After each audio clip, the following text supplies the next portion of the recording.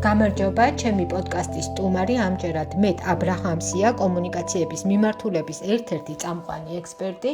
ის არის ცნობილი წიგნების ავტორი, მათ შორის იფიქრეს სწრაფად და ისაუბრე ჭკვიანურად. ის ასწავლის წერს, მართავს საკუთარ პოდკასტს და ამავდროულად მუშაობს როგორც კოუჩი, კითხულობს ლექციებს სტენფორდის უნივერსიტეტში. ჩემს პოდკასტში ჩვენ საუბრობთ იმაზე, თუ რამ შთააგონა წიგნის დაწერა, როგორ მოვერიოთ შფოთვა საჯარო გამოსვლის დროს და როგორ მართოთ საკუთარი ემოციები მაშინ, როდესაც გვჭირდება მკაფიოდ და თავდაჯერებულად საუბარი. შეიძლება ითქვას, რომ დიალოგი შედგა იმაზე, თუ როგორ უნდა ვიპოვოთ სიტყვები მაშინაც კი, როდესაც გონია, რომ ისინი საერთოდ აღარ აგვაქვს. გამარჯობა, მე და დიდი მადლობა, რომ ხართ ჩემი პოდკასტის სტუმარი. თქვენი წიგნი იფიქრეს სწრაფად ისაუბრე ჭკვიანურად, სპონტანური კომუნიკაციის გლობალურ გზამკვლევად იქცა, რა გახდა ის კონკრეტული ბიძგი, რამაც ამ წიგნის საჭიროება დაგანახათ და რატომ გადაწყვიტეთ ფოკუსირება ასეთ ექსტრემალურ და გაუგეგმა მომენტებზე. ამ წიგნის ისტორია სტენფორდის ბიზნეს სკოლის სტუდენტების საჭიროებიდან გამომდინარე დაიწყო. დაახლოებით 10 წლის წინ რექტორებმა მთხოვეს ერთი პრობლემის მოგვარებაში დავხმარებოდი. ჩვენი ძალიან ჭკვიანი და ენა მოსწრებული სტუდენტები იბნეოდნენ ეგრეთ წოდებული მოულოდნელი გამოძახებისას. ეს ის მომენტია, როდესაც პროფესორი მოულოდნელად ჩვენზე მიუთითებს და გთხოვს პასუხის გაცემას.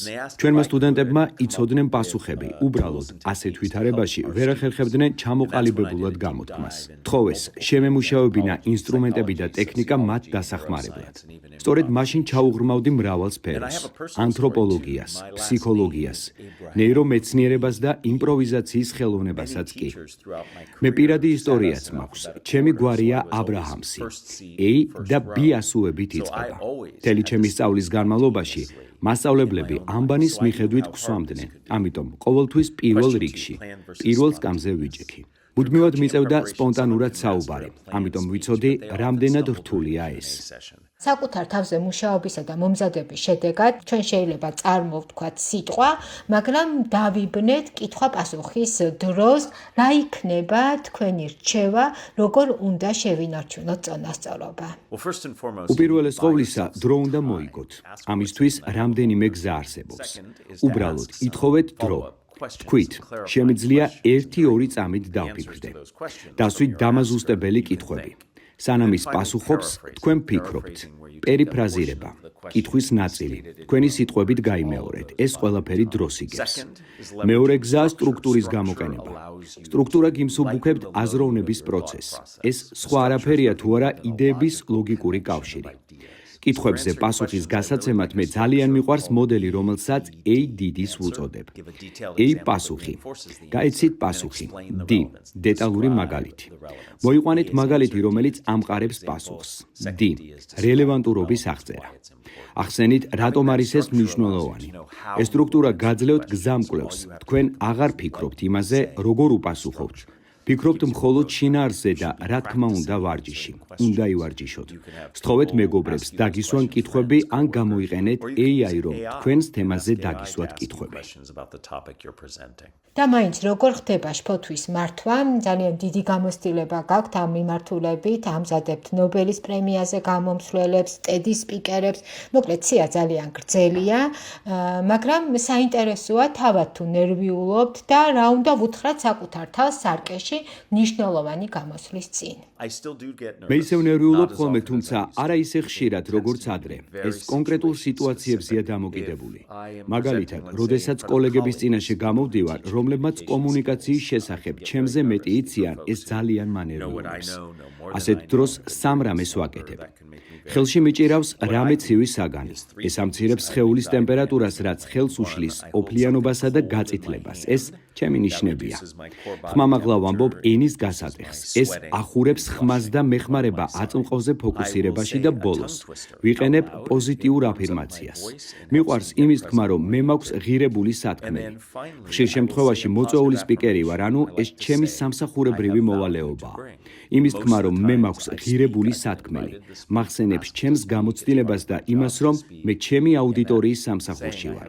ასე ყურადღების ცენტრს ჩემი თავიდან სხვაზე გადავიტან ხოლმე, რაც შეეხება იმას, თუ რა შეუძლია გააკეთოს ადამიანმა, ერთ ფიზიკურ და ერთ მენტალურ რჩევას მოგცემთ. ფიზიკური, ღრმად ჩაისუნთქეთ მუცლით და დარწმუნდით, რომ ამოსუნთქვა ორჯერ უფრო გრძელია, ვიდრე ჩასუნთქვა. მენტალური, ყველამ უნდა მოიფიქროს საკუთარი პოზიტიური აფირმაცია, რომელიც გააბათილებს იმ ნეგატიურ, შინაგან დიალოგს, რაც ხშირად გვაქვს ასეთი კომუნიკაციის დროს. როგორ ვიბწყინოთ ონლაინ კიდევ ერთი თემა, რომელზეც თქვენ აქტიურად მუშაობთ. დღევანდელ სამყაროში ეს მართლა ძალიან აქტუალურია და როგორი არის თქვენი მთავარი რეკომენდაციები? ვფიქრობ, ყველა ის პრინციპი, რაც პირად კომუნიკაციაში მუშაობს, აქაც რელევანტურია, თუმცა არის რამდენიმე დამატებითი დეტალი. შეავსეთ ეკრანის ნახევარი თქვენი სხეულით. სანამ სისტემაში შეხვალთ და joins დააჭერთ, 4 თითი თავზე მიიდეთ. ეკრანის ზედა კიდიდან თქვენს თავამდე ხელის გულისოდენა დაშორება უნდა იყოს. თუ მეტი სივრცეა, ესე იგი კადრს საკმარისად არ ავსებთ. მხრები გაშალეთ, რომ კადრში უფრო დიდი და მნიშვნელოვანი გამოჩნდეთ. ხშირად ადამიანი ჯდომისას უფრო პატარა ჩანს. კამერა აწიეთ ისე, რომ პირდაპირ მას უყურებდეთ. ბევრი ჩვენგანი ლეპტოპს იყენებს და კამერა ნიკაპს ქვემოდან გვიყურებს. ყუთი ან წიგნი დაგეხმარებათ მის აწევაში.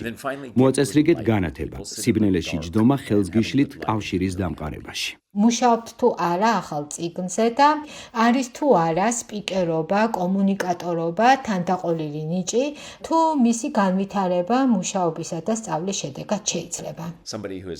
როგორც ადამიანი, რომელმაც მთელი ცხოვრება ამუნარების სწავლას მიუძღვნა, ცალსახად მჯერა ეს არის უნარი, რომლის განვითარებაც ყველა შეუძლია.